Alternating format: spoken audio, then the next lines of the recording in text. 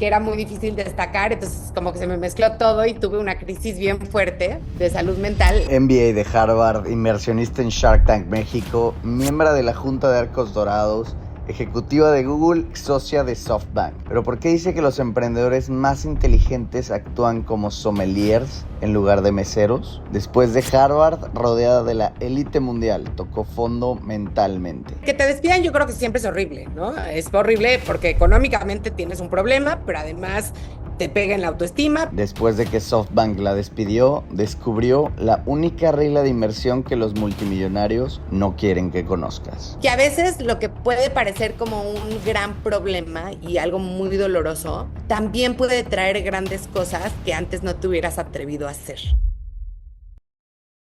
Buenos días, buenas tardes, buenas noches, amigos de Gomstocks. Qué gusto tenerlos en un nuevo capítulo, en un nuevo jueves de Gomstocks. Este capítulo es muy especial porque por mucho tiempo estábamos intentando tener a una tiburona. Ella es inversora en Shark Tank México, es graduada de Harvard y ha tenido roles de liderazgo en distintas industrias como retail, media, tech, startups, entre muchas más. Y sin más introducción, hoy está con nosotros Carla Berman. Carla, qué gusto tenerte en el podcast. Bienvenida a Gomstocks.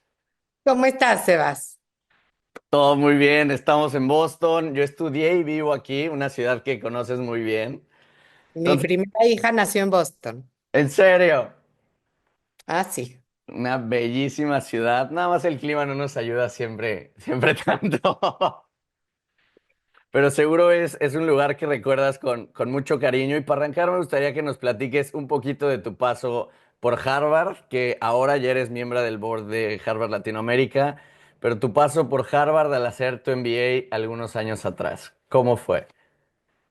Bueno, ya fue hace muchos años, pero la verdad, Boston es una ciudad que yo quiero muchísimo. Me fui de recién casada con mi esposo, nos teníamos, no sé, 5 meses de casados y nos tuvimos la enorme suerte de que nos aceptaran a los dos en el MBA de Harvard y vivíamos ahí en el campus, en un edificio que era nuevecito.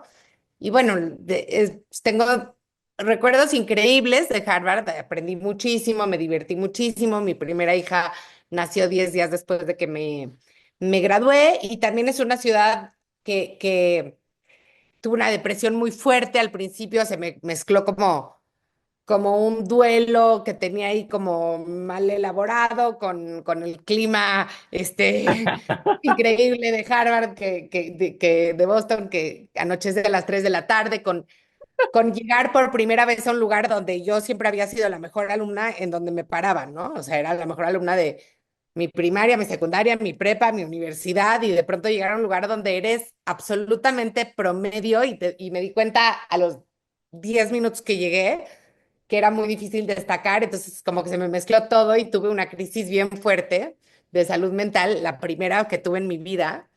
Afortunadamente no he tenido muchas, y lo que fue increíble, la verdad, es que es un lugar donde, por lo menos desde mi punto de vista, no hay estigma sobre la salud mental, ¿no? Y entonces muy rápido me diagnosticaron y me cuidaron y me atendieron y pues aprendí que pues cuando tienes una enfermedad de salud mental es igual de válida, igual de cuidado y que cualquier enfermedad del cuerpo y que hay que atenderla con el mismo rigor y que no hay que tener vergüenza y yo creo que es una de las cosas, fíjate, ahora que me lo preguntas, que más me llevé de esos 2 años de experiencia.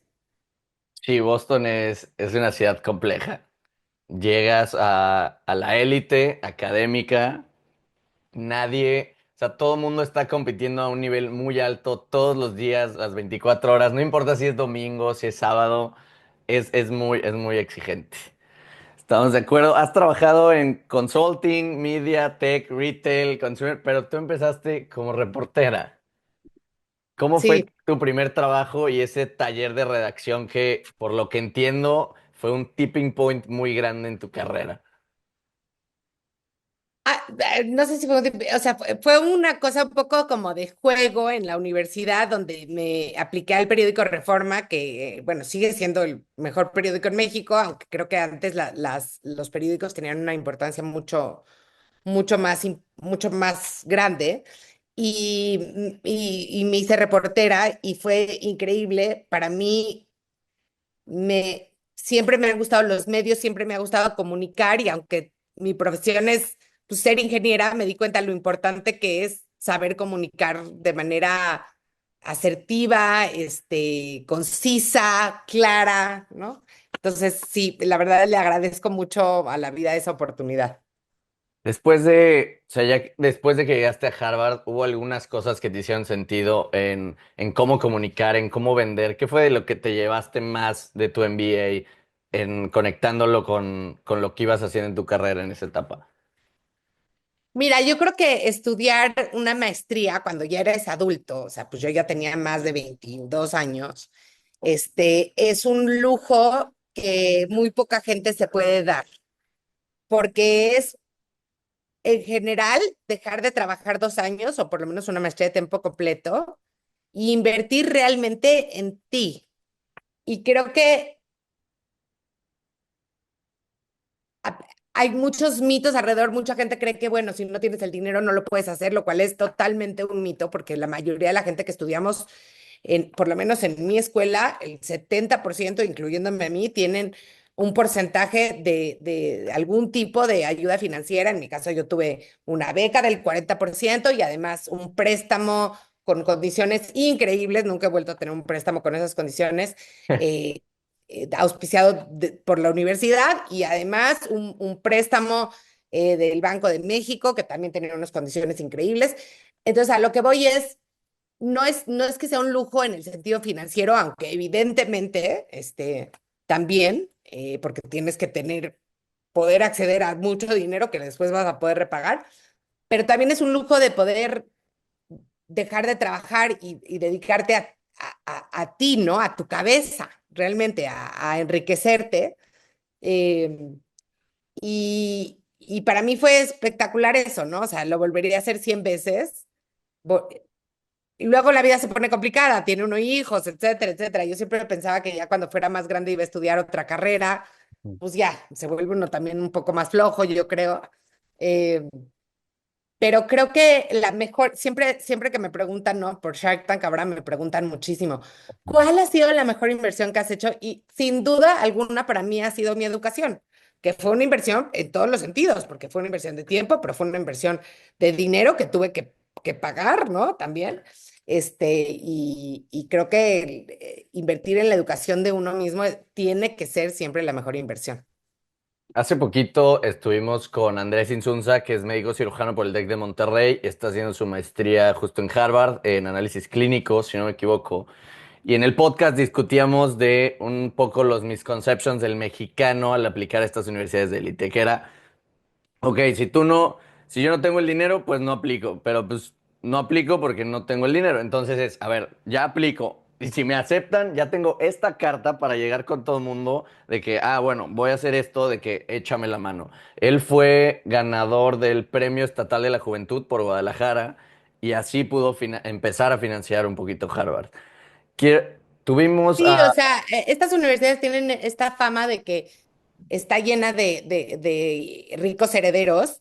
Y a ver, claro que los hay. O sea, yo estaba sentada junto al esposo de la hija de Michael Bloomberg, que estaba en la otra clase y que tenía el locker junto a mí en el gimnasio muchas veces. Pero son los menos. Realmente la mayoría de la gente que uno conoce es gente que lo que sí es que tuvo acceso que no es menor a una educación de grado, a una licenciatura de muy alta calidad, ¿no? Y que eso le permitió hacer una aplicación y luego ya todos estábamos ahí viendo ya luego cómo lo íbamos a pagar, ¿no?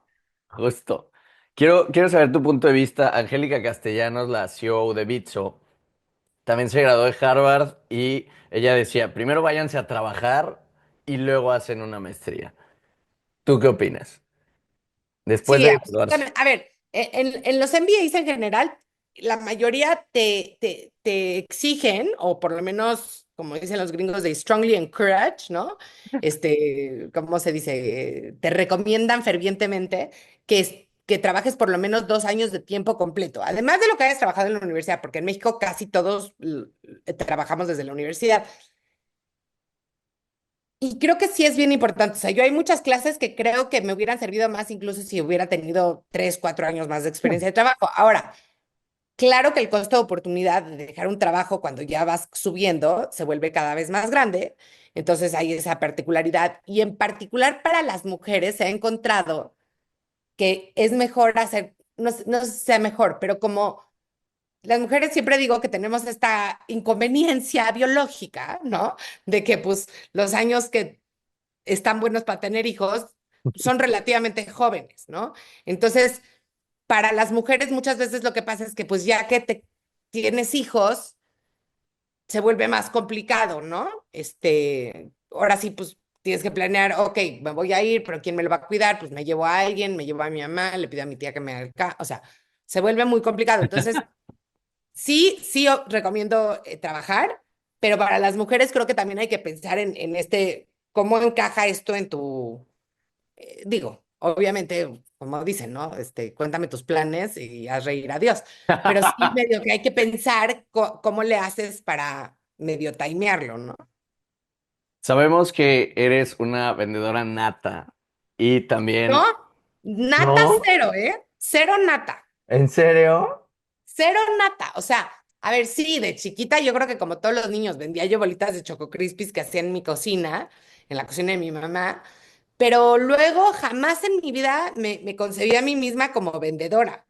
Al revés, yo creo que por eso me gusta hablar tanto del tema de ventas, porque creo que la mayoría de la gente cree que no son, que ventas es como que, pues bueno, es que tú eres buena para vender. No, yo aprendí y, y me puse muy incómoda muchas veces y me puse en situaciones que de verdad me daban pánico y entonces ahora me considero una buena vendedora, pero no, nata cero. ¿Cómo, cómo se cuenta una buena historia para vender?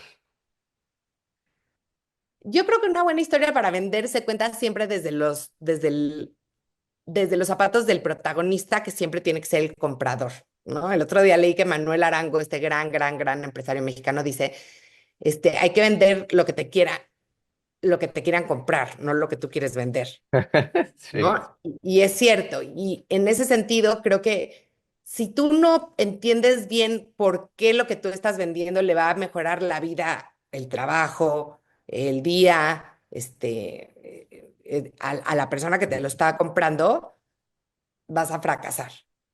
Tienes que entender cuál es su necesidad y cómo la cubre de mejor manera que otras alternativas lo que tú le estás ofreciendo. Si no, o sea, si tú crees que le puedes vender todo igual a todo mundo como si fueran, no sé, widgets, ¿no? Pues no, no vas a ser un buen vendedor. Tienes que realmente entender qué problema estás resolviendo y eso requiere una capacidad de escuchar mucho y de hacer muy buenas preguntas. Justamente de eso de escuchar mucho es, o sea, yo siento que un vendedor y también de las cosas que yo he estudiado como entrevistador, la clave tiene que ser, y uno de los secretos que la gente ignora, es callarse. Porque cuando tú te callas, la otra persona comparte de más. O sea, comparte cosas que Chance no necesitaba compartir. Y ahí es donde están las claves. Ahí es donde está la carnita de la historia para cerrar la venta. ¿Cuál sería tu consejo número uno o sea, para poder empatizar con la otra persona y poder venderle, poder hacerlo invertir en algo, poder que justamente lograr esta acción? Pues lo dijiste muy bien, hay que callarse la boca de vez en cuando, ¿no? Digo, nos dicen desde chiquitos que Dios nos dio dos orejitas y una boca para que escuchemos el doble de tiempo y sin embargo no lo hacemos y es bien difícil hacerlo. Y creo que la manera de cultivar esto es convertirte en un curioso profesional, ¿no? Entonces, yo creo que eso yo lo heredé de mi mamá, que es periodista de espectáculos. Y claro, a ella le interesa como la vida personal y si le puso el cuerno y así, pero a mí me interesa con el mismo fervor, ¿sabes? Los objetivos del negocio de mi cliente. Y realmente me interesa. O sea, no, ni lo estoy fingiendo. Y creo que curiosidad trae curiosidad. O sea, cuando empiezas realmente a interesarte por, a ver, pero este negocio que haces de los lápices, a ver cómo funciona y por qué es buen negocio y por qué la gente sigue comprándolos y cómo logras que porque son ticonderonga, la gente pague más por ellos que por un lápiz que no tiene marca, ¿no? Se vuelve, o sea, te, te vuelves curioso y creo que, te digo, la manera de volverte curioso es estar aprendiendo siempre algo, estar leyendo siempre, porque creo que entre más curioso te vuelves, entre más aprendes, más curioso te vuelves, ¿no? 100%. Así, justamente ahorita quiero entrar a esa etapa de tú como, o sea, como inversora, que nos platicaron que es alguien que está muy dentro de las trincheras, que es muy, muy cercana a tus founders. Pero antes de eso, tú estuviste en Google, luego te fuiste a Yalo y luego a SoftBank, donde en SoftBank fuiste, solo así que te tocó ser víctima de un recorte. Y ese es otro tipping point muy grande de tu carrera. Te quedas sin trabajo. Cómo lidias con este como duelo, pero es que no es tu culpa, pero piensas que lo pudiste haber hecho mejor? ¿Cómo se lidia cuando te despiden de un trabajo después de una carrera increíble hasta ese punto? ¿Cómo lo viviste? A ver, que te despidan yo creo que siempre es horrible, ¿no? Es horrible porque económicamente tienes un problema, pero además te pega en la autoestima, pero además te duele, te da vergüenza, te disrumpe tu rutina diaria, o sea, o sea, por todos lados te da en la torre, ¿no? Y no es una tragedia, ¿no? También hay que acordarse de que no es una tragedia, pero es un pequeño duelo. Y entonces, pues sí, yo la pasé fatal. Y nada, y pues hay que salir adelante. Siempre digo que mi gran amigo Ari Boroboy y su grupo son los mejores filósofos del día, porque un pie tras otro pie, o sea, no hay de otra, ¿no? O sea, te paras y te levantas y no pasa nada. Pero sí, tampoco te diría yo que ay, es súper fácil y no pasa nada. O sea, sí es doloroso. Yo creo que cualquier despido es doloroso pues cualquier duelo y hay que darse el tiempo de llorar y de platicarlo mil veces. O sea, yo me acuerdo que hace muchísimos años a una amiga de mi mamá la asaltaron y le robaron el reloj. Y como que era muy impresionante que cada vez que la veíamos nos volvía a contar la historia del reloj. Y como que yo era chiquita, tenía 12 años y yo decía, ¿por qué me vuelve a contar la historia del pinche reloj que le robaron? Y cuando me despidieron a mí, este, porque no me pasó en otras cosas duras que me han pasado, pero cuando me despidieron a mí, como que mi manera o sea, le contaba a todo el mundo. Me acuerdo que un día llegué a Starbucks con una amiga y como que no sé por qué le dije al barista de Starbucks, bueno, es que me acaban de correr, no es que mi amiga así de, Carla, no le tienes que contar al barista de Starbucks. Y yo, o sea, no, pero lo tenía que sacar, entonces lo contaba a todo el mundo, creo que un poco hasta de más, ya sabes. Este, pero bueno, ni modo, se vale, hay que reinventarse y creo que no pasa nada. O sea, siempre pienso en todos nuestros abuelos que, pues, los que vivían en México pasaron la revolución y los que vinieron de otros países, pues volvieron porque estaba muy duro allá y entonces, pues, no pasa nada. ¿Cuál fue tu mayor aprendizaje de esa etapa de tu vida? Pues que todo lo que has hecho en el pasado te va a servir para algo, aunque no sepas para qué. Y que a veces lo que puede parecer como un gran problema y algo muy doloroso, también puede traer grandes cosas que antes no te hubieras atrevido a hacer, ¿no? O sea, yo hoy en día estoy aquí hablando contigo en este podcast por una serie de decisiones que yo tomé y que después me pasaron, porque yo podría ser la Godín más feliz en Google y estoy segura que seguiría siendo muy feliz y no es que me arrepentiría para nada, o sea, pero pues la vida sí es un poco como esa película de Gwyneth Paltrow de Sliding Doors. Sí. Puedes tener dos vidas paralelas que las dos estén padrísimas, entonces, no sé, yo creo que al final todo sale bien. Después de eso, entras, o sea, llegan muchas cosas bastante interesantes. O sea, después de SoftBank, ya estabas entrando en Endeavor, abres a ser miembro del board de Latinoamérica de Harvard y te empiezas a meter a distintos boards y hace un par de años también entras a Arcos Dorados. y también entras a Shark Tank.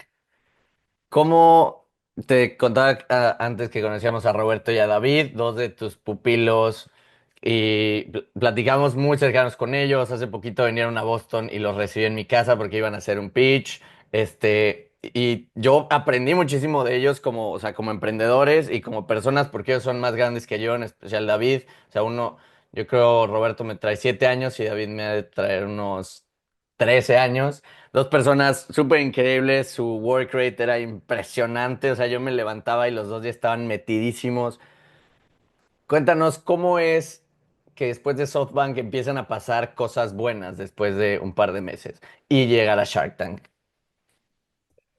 Mira, lo primero bueno que me pasó, la verdad, ayer me reuní justo con una amiga que acaban de despedirla de un puesto muy bonito y entonces pues nos fuimos a tomar un café y me decía, pero a ver, o sea, cómo le hiciste para salir adelante?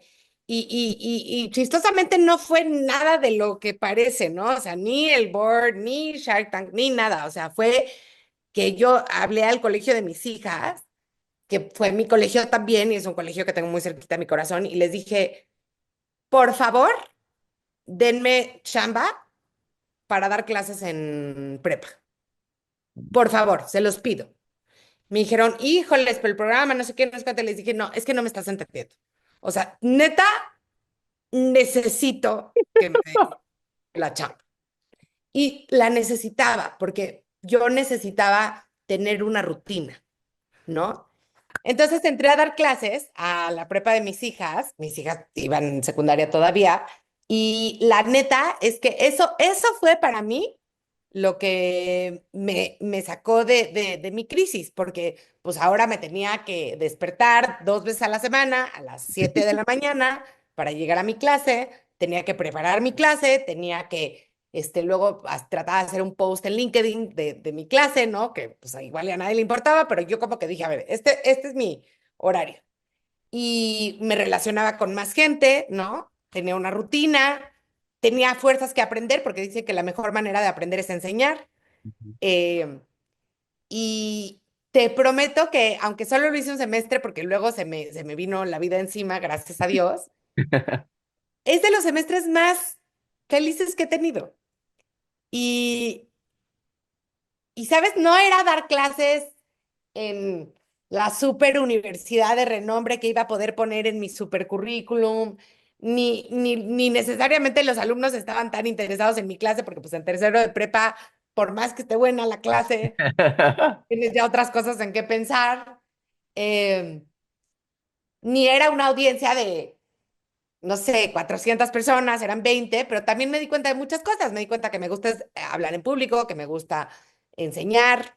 eh, y entonces fue muy bueno. Qué increíble. Después de eso, también entras a Shark Tank, donde vamos a entrar a la 10ª temporada que vamos a poder ver en julio. La Conocemos, merito. conocemos un poco los perfiles de la gente que pichea, pero jamás hemos escuchado el punto de vista de los inversores. ¿Cómo ha sido esta experiencia para ti? Entendemos que levantaste un fondo cuando entraste justamente para apoyar estas ideas. ¿Qué se siente? ¿Cómo lo llevas? ¿Cómo es estar en Shark Tank? Padrísimo. Yo creo que Shark Tank es de los programas más importantes que hemos tenido en la historia de la televisión. Y no lo digo por mí, Shark Tank es, o sea, más bien, lo digo más allá de cualquier Shark, ¿no? Es un fenómeno a nivel mundial y me siento increíblemente afortunada de que entre todos los inversionistas potenciales que hay buenísimos y que yo siempre pienso, este sería buenísimo Shark, este buenísimo, tuve, pues no sé, la suerte, ¿no? De que me escogieran a mí. Ha sido, ha sido 3 años espectaculares, donde también me he dado cuenta de lo importante que es combinar el entretenimiento con la educación, ¿no? Es un programa que es justo esa mezcla y para mí ha sido de verdad un privilegio enorme estar cada día que he estado en ese set oyendo a los emprendedores. Sabemos que duran como alrededor de 40 minutos, 1 hora los pitches. Nosotros vemos nada más 6, 8 minutos, no es nada. Muchas cosas se pueden sacar de contexto, Platícanos un poco qué es lo que pasa después de Shark Tank como inversora, qué tan cercano es de, por ejemplo, de parte de Roberto y David, sabemos que lo que te decía hace ratito, que eres alguien muy cercano a los emprendedores. ¿Qué pasa después de Shark Tank en el due diligence? ¿Se negocian más cosas? ¿No se negocian? ¿Cómo es ese el día después? Sí, es duro, la verdad, porque ¿Es es un duro? poco Sí, claro, yo creo que para los dos es duro, porque baja un poco como la adrenalina y ahora hay que hacer todo lo aburrido, ¿no? Hay que ver contratos, hay que ver estados financieros, hay que checar referencias, hay que hacer todo eso y luego, pues, validar si el acuerdo sigue en pie. Muchas veces los emprendedores nos dicen, ¿sabes qué? Después de Shark Tank cambié mi modelo de negocios o estoy vendiendo mucho más o me puse muy nervioso y te dije que sí a cosas que no te quería decir que sí. O nosotros encontramos cosas que no son válidas, viables para invertir. Entonces es un proceso engorroso y largo y complejo y delicado. Y al final, bueno, cuando todo sale bien, invertimos. Y pues sí, yo creo que sí soy bastante cercana a los emprendedores. Obviamente, hasta donde me dejen, eh, no trabajo en las empresas, siempre les digo, o sea, sí, porque me dicen, no, bueno, es que tú nos puedes ayudar con esto No, no, no, yo te puedo ayudar, yo no voy a trabajar en tu empresa, ¿no? ¿Cuál Entonces, sí, pero sí. ¿Cuál es la clave, o sea, o qué tan importante es que justamente el inversor, el venture capital, el ángel, esté tan cerca o tan metido con, o sea, con la startup de sus emprendedores? O sea, ¿ayuda a que el éxito sea más probable o no? ¿O cómo funciona esto? Yo creo que es importante tener buenos inversionistas, pero me parece que ha de ser como el 10% del éxito, no creo que sea... A ver, es muy binario, si no tienes inversionistas y se te acaba el dinero, pues ya te fuiste, ¿no?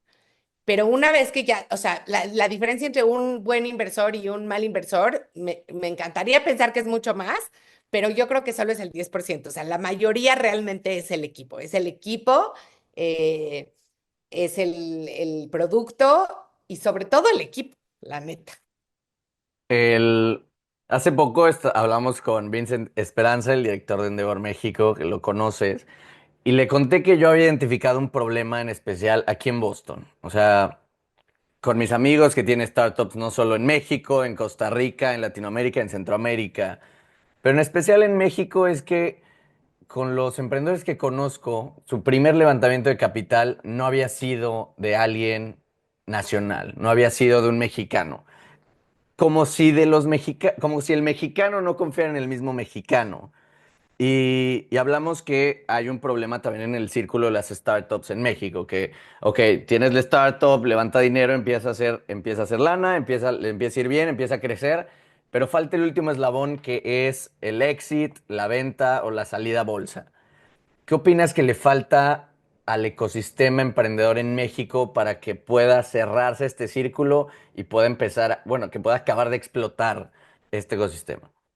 A ver, son muchísimas cosas. Falta profundidad en los mercados bursátiles, falta que las Afores inviertan mucho más en venture capital, falta que los consejos de administración sean de verdad y haya gobernanza real en las empresas que están en la bolsa para que entonces eso le dé más confianza a otras empresas a entrar en la bolsa y a los inversionistas minoritarios a invertir en la bolsa. Falta cultura de inversión, o sea, es un problema muy multifactorial, ¿no? Yo creo que no hay una sola cosa que lo va a arreglar, pero el mercado local es muy débil y para salir a la bolsa en el mercado americano tienes que ser una empresa muy grande, ¿no? Eh, las últimas, estoy pensando, pero creo que las últimas IPOs que hemos tenido de empresas mexicanas han sido Oyamani, ¿no? Que fue más bien un spin-off de Grupo Televisa. O sea, Sí. no es una startup, ¿no? En el sentido tradicional de la palabra. Y luego dos empresas, a una que es una empresa latinoamericana, digamos peruana mexicana, que decidió salir en la bolsa en Estados Unidos, y 3B, que decidió salir en la bolsa en Estados Unidos, ¿no? Y que le ha ido Sí. muy bien. Entonces, son muchas cosas. Pero sí, sí, o sea, ahora sí que el ecosistema le ha quedado a deber esa última pincita que ojalá que ya estemos prontos a ver las primeras salidas De de círculo. esta, ajá, de esta etapa, ¿no? En Shark Tank, ¿qué inviertes primero, en la idea o en el emprendedor? No, siempre en el emprendedor. Siempre. Buenas ideas, o sea, es más, en general las buenas ideas las tiene la peor gente, ¿no? O sea, tú ves a alguien y te cuenta así la peor, buenísima idea y dices, uff, si tan solo la pudiera ejecutar algo en su vida, ¿no? Pero no sabe ni amarrar las agujetas. Este, y siempre en el emprendedor. Y cuando no lo he hecho, me he arrepentido mucho. ¿Qué es lo que buscas en un pitch? O sea, ¿qué es como una o tres cositas que estás buscando en un pitch? Que el mercado sea grande, Ujú. ¿no? Que haya un espacio en blanco, o sea, que no esté demasiado saturado de competencia y que el emprendedor sea espectacular. Ok. ¿Tienes Pero mercado y emprendedor, mercado emprendedor? Antes de la idea, 100%. sí. O sea, porque hay ideas muy bonitas, pero que son muy chiquitas. El mercado es muy chiquitito. Y entonces, siempre digo, como emprendedor puede ser un gran negocio para ti. Gran negocio. Pero y luego el inversionista, ¿cómo saca su dinero? ¿No? ¿Qué prefieres, invertirle a nichos o a masas? A nichos suficientemente grandes. Ok. En esta temporada hice una inversión que estoy por fondear. De hecho, mira, aquí en mi papelito dice lo que tengo que hacer hoy. Este, que todos los demás dijeron es un nicho. Y yo, pues, sí, es un nicho, pero de 2 millones de personas nuevas al año. ¿No? Un gran nicho.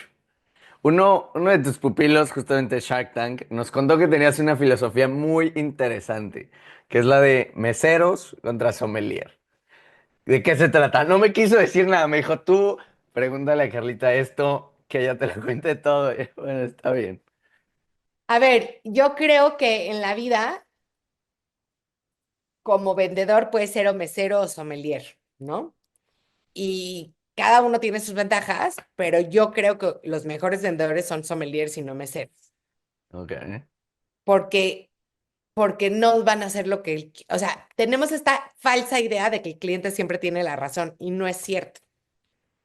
Y sobre todo en las startups, cuando siguen esa filosofía, se meten en enormes problemas, porque empiezan a construir para un cliente No.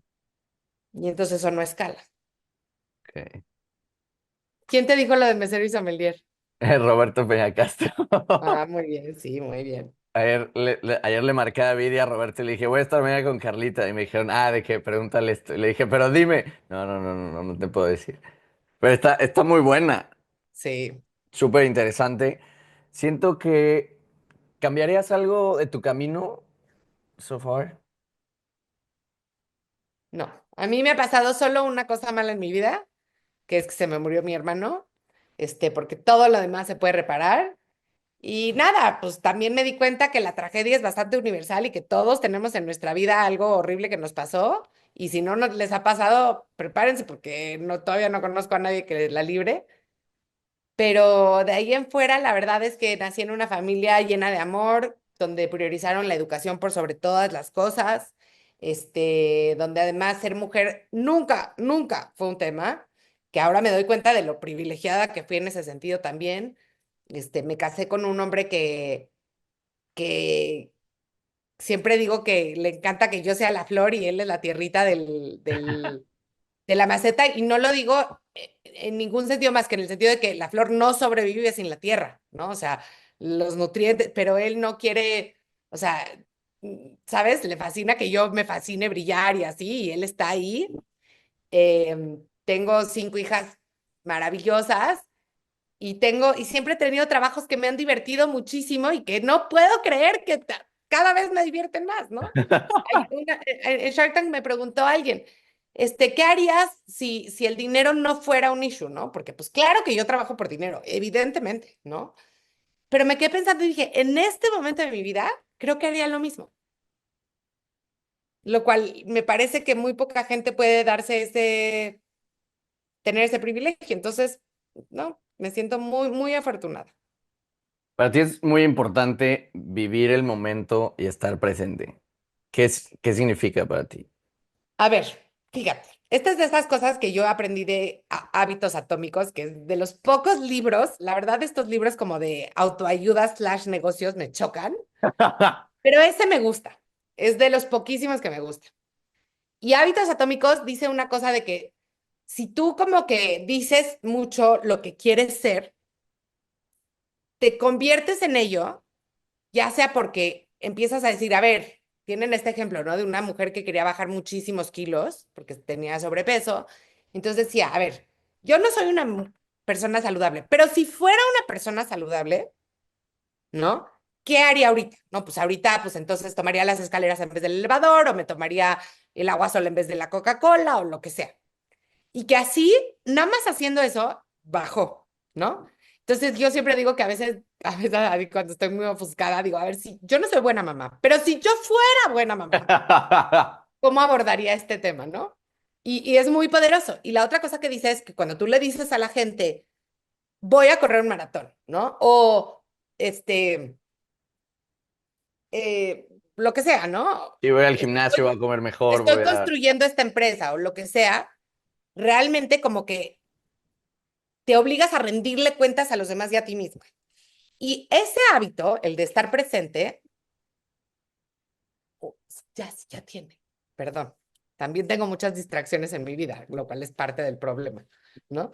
Este, eh, ese hábito en particular es un hábito que a mí me cuesta muchísimo trabajo. Y yo creo además que hoy en día a todos nos cuesta muchísimo trabajo. O sea, estar presente en el momento es algo que va en contra de todos los estímulos que tenemos alrededor. Y ojo, yo amo la tecnología, y amo que puedo estar chateando ahorita con mi primo de Israel y con mi amiga de Nueva York y con Robbie que está en Brasil y con ta, y con mis hijas que están en la escuela, pero estamos bombardeados de distractores constantes. ¿Y por qué digo esto? Porque yo digo y digo y digo, quiero estar presente, hay que estar presente, hay que vivir el momento, hay que vivir el momento, porque sé que me cuesta trabajo, ¿sabes? No es algo que me sale natural. O sea, yo sí creo que puedo estar checando el WhatsApp y haciendo la transferencia y apuntando mis pendientes y haciendo la entrevista contigo.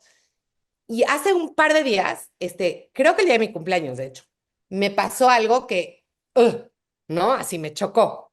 Me habló Ari Boroboy, ¿no? Que nos hicimos amigos a raíz de Shark Tank, a felicitarme. Y entonces estaba yo al mismo tiempo contestando los WhatsApps de todo el mundo que me había escrito de mi cumpleaños. Y Ari me dijo, Carla, deja un segundo de ver tu teléfono y pélame, te hablé a felicitar. Es como que mi primer instinto fue, no, no, no, no, no, sí, sí, te estoy escuchando, no sé qué, ¿no? Y después le escribí y le dije, gracias, Ari, porque tienes razón. Me dijo, no, sí, ya me di cuenta. Y le dije, y es lo que más me choca, no estar en el momento. Y gracias, y es un buen recordatorio. Y mis hijas me dicen, ma, cuando hablas por teléfono con nosotros, se te nota en la voz si estás haciendo otra cosa o no. Entonces, no, cero lo hago perfecto, pero creo que si lo repito y lo repito y lo repito, por lo menos la gente se siente con el permiso de decirme, no que era importante estar en el momento. Sí. Bueno, trato. Yo hacía una broma con mi mamá y mis hermanos que cuando mi mamá no nos hacía caso de estar en el teléfono, le dábamos cosas. O sea, era de que llegábamos y le dábamos una taza. Y seguía en el teléfono y como que no pelaba. Le dábamos, no sé, le dábamos un Durex, le dábamos una cuchara, le dábamos algo. Y ya cuando colgaba era, ¿qué es esto? Y de que, ya ves que nos estás pelando. Que tenía así todo aquí. Sí, sí, sí. Carla, para ir cerrando esto, mucha gente trabaja por su éxito material, mucha gente trabaja por su éxito personal o familiar. ¿Por quién trabajas tú? No, a ver, yo trabajo por dinero, evidentemente, pero el trabajo ennoblece. A mí mi mamá me enseñó que el trabajo ennoblece y que hay trabajos que de manera más directa que otros, pero ojalá que todos encontremos la manera en la que a través de nuestro trabajo dejamos el mundo un poquitito mejor que lo encontramos. Yo me he tomado el Kool-Aid en todos mis trabajos. O sea, yo cuando trabajaba en Grupo Expansión sentía que pues sí, le estábamos acercando a la gente información valiosa y entretenimiento valioso que mejoraba sus vidas. Cuando trabajaba en Google, absolutamente estoy convencida de que Google es una compañía que ayudó a que se democratizara la información, ¿no? Y que aunque pues yo no estaba en el buscador, yo sentía que lo que yo hacía, pues fondeaba ese dinero, todas las investigaciones que teníamos. Em, y así con todos mis trabajos. Entonces, creo que encontrarle ese propósito a tu vida no a tu vida, a tu trabajo, ¿no? La vida es mucho más que el trabajo, pero encontrarle ese propósito al trabajo es bien importante y que sí lo puedes hacer, ¿no? En todos los trabajos creo que se pueden hacer. Y, y sí, ¿Qué pero pues has- soy Shark, obviamente me gusta el dinero, ¿qué quieres que te diga? ¿Qué te ha costado a ti cumplir este sueño o tener este éxito que has dejado atrás para ser quien eres y crear lo que tienes hoy? Nada, nada. La verdad es que todo mundo tiene sacrificios, pero no me puedo quejar. No me puedo quejar. En cada trabajo he tenido jefes extraordinarios que me han enseñado, hasta los malos jefes. En esos momentos no fueron tan padres, pero siempre he aprendido, siempre he estado lleno de colegas. Digo, obviamente no tengo una gran vida social y cosas así, pero no, o sea. Te digo, también hoy en día creo que enaltecemos mucho el rol de la víctima, ¿no? No, los sacrificios que yo tuve que hacer, porque a los 20 de años trabajaba 20 horas al día. Pues sí, pero a los 20 años, ¿qué más tenías que hacer en la vida? Pues ir a ver. ¿No? Entonces, no, yo creo que hay que disfrutar el viaje. Antes de pasar a las últimas dos dinámicas, ¿qué consejo le darías a todas las mujeres jóvenes que nos escuchan hoy para seguir su sueño o meta? Que le chinguen. O sea, sobre todo a las mujeres jóvenes, lo que inviertes en tu carrera temprana en cuanto a trabajo, se te devuelve con creces después. O sea, si a los 22 años no estás trabajando muchísimo en un trabajo que te rete, que te maltrate, en el sentido de que es duro, y que te tenga profundamente incómodo, creo que no le estás sacando suficiente jugo a lo que deberías de estar sacándole a tus años de inversión. Creo que los 20 son para invertir, ¿no? Y cada hora que le metes al trabajo, eso no quiere decir descuidar tu salud y no tener amigos y así, pero, pero de verdad que son los años que hay que trabajar muy duro. Bueno, vamos a pasar a las últimas dos dinámicas. Son rápidas. Una, yo te voy a decir una frase o una palabra y tú me vas a Perfecto, decir o sea, la primera frase o la primera palabra, el primer pensamiento que se te venga a la cabeza. perfecto. Bueno, esta ya la dije. Es venderle a los nichos o a las masas. Nichos grandes. La Ibero. Mi alma mater. Enamorarse del fracaso todos los días. Ay, no. Una cosa es tolerarlo y perdonarte, pero enamorarse del fracaso, no, hombre. Un unicornio. Un unicornio, es que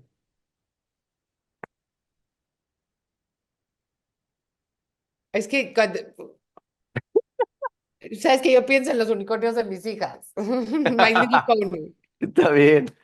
Familia. lo único, Una startup. un sueño fantástico, Shark Tank. un privilegio, Boston.